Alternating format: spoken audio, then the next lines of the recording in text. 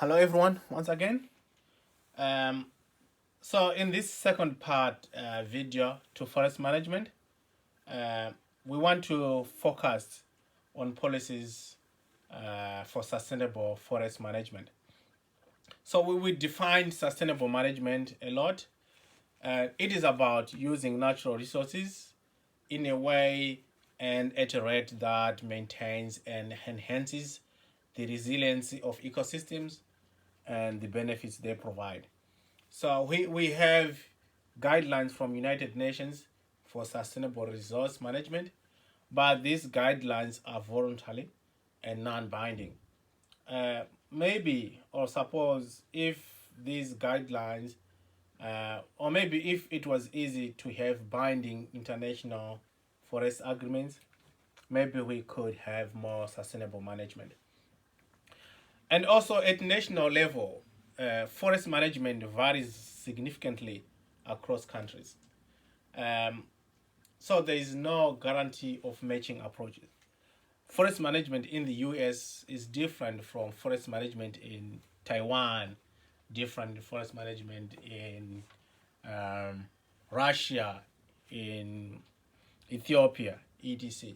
But uh, we have um, to know that forest management is crucial since forests play a critical role in climate change. So in this slide we see I show changes in forests over time, and um, we know from economic activities, yes, you have reduced forest. We can talk of urban growth, agriculture, road construction, etc. In some cases, we have increased forest, new plantations, but you find out these new plantations or increase in or new plantations uh, are associated with change in the forest biodiversity.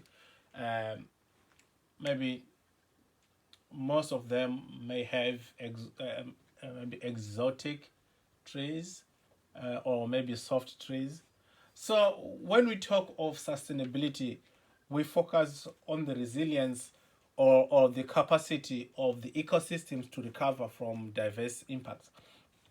So in the lecture notes, um, I there's a discussion question that I provided on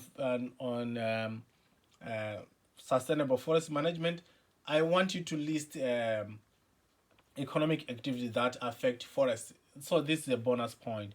I mean, um, so I would like you to send me an email of a list of economic activities. You may also explain the relationship between population growth and national forests.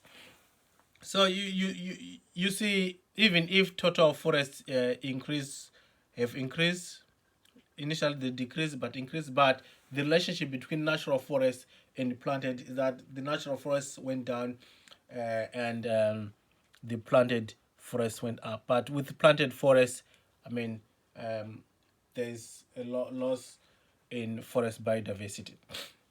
That uh, in this slide, I highlighted the policies for sustainable forest management in two categories. We have common policies, subsidies, taxes, technology standard, and silvicultural practice regulations. And the relatively new policies, we have forest certification, carbon offsets, and property rights. We are familiar with most, if not all, of these policies, and we also discussed how this can affect um, outcomes in environmental goods. Um, so so we'll take a less time to cover these sections, and I don't have additional slides for this, but on this video. So when for example, when you talk of subsidies, um, subsidies have been applied mostly in developing countries, where collection of wood for fuel is a major problem.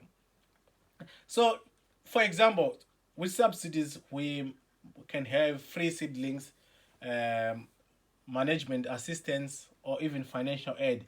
A point to note here is that success of subsidies would depend on relative prices of forest versus agricultural products. So it is a trade-off between agriculture and forestry. And with taxes, um, we know mostly taxes are used, especially in sustainable forest management, are used on private forest lands to capture scarcity rent for government or to correct for externalities. We know how forest or how taxes um, change the outcomes given externalities. Um, we talked much on Pigovian tax and whatever. So the challenges with taxes is on monitoring and information problems. Statistics on timber is underestimated.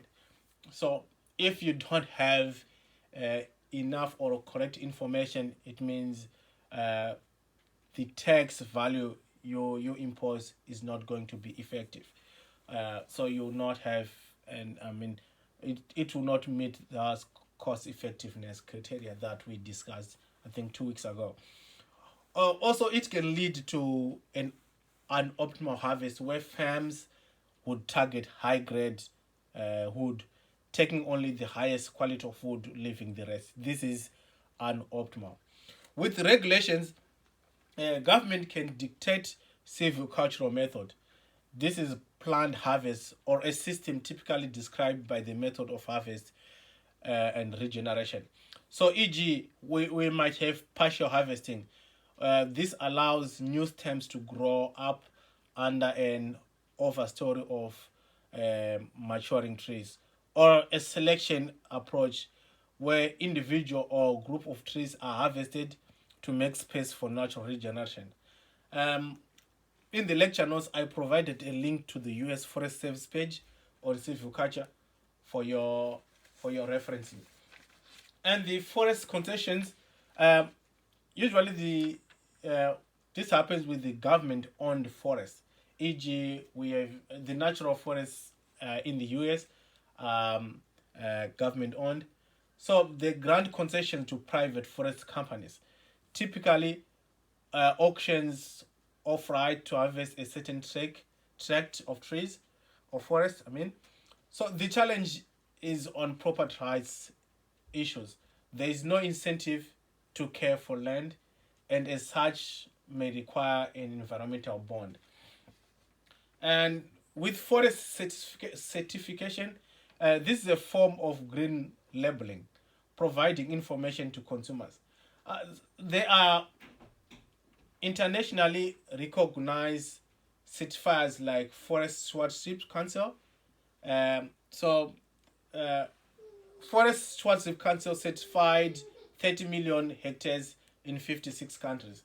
So, with forest certification, um, it is a mechanism for forest monitoring, tracing, and labeling timber or wood, where the quality of forest management is judged against a series of agreed standards.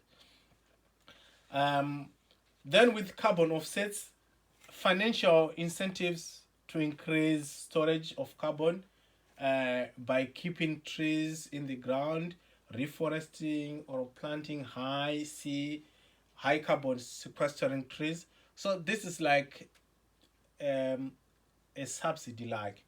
But the problem with this is that it usually ignores biodiversity considerations.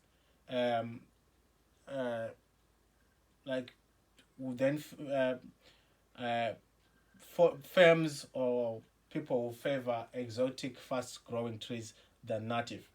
Then with enhanced property rights, in most countries, state is the largest forest landowner. Uh, so and there are issues with monitoring and poaching because it's an open access, poor revenue collection. But if government takes over from community management, it ignores the customs and laws. So in enhanced property rights can be shared with local, creating joint forest management or creating communal tenure, etc. Um, this is there is joint forest management in should be Philippines. We have scenario of communal tenure in India. I think examples are given in lecture notes. You will see examples of the joint shares to enhance property rights. And next topic that we are going to discuss next week is on energy production trends, and we need to understand the sources of energy and the future demand for energy, and understand energy security issues and transition from fossil fuel to renewable energy. Thank you.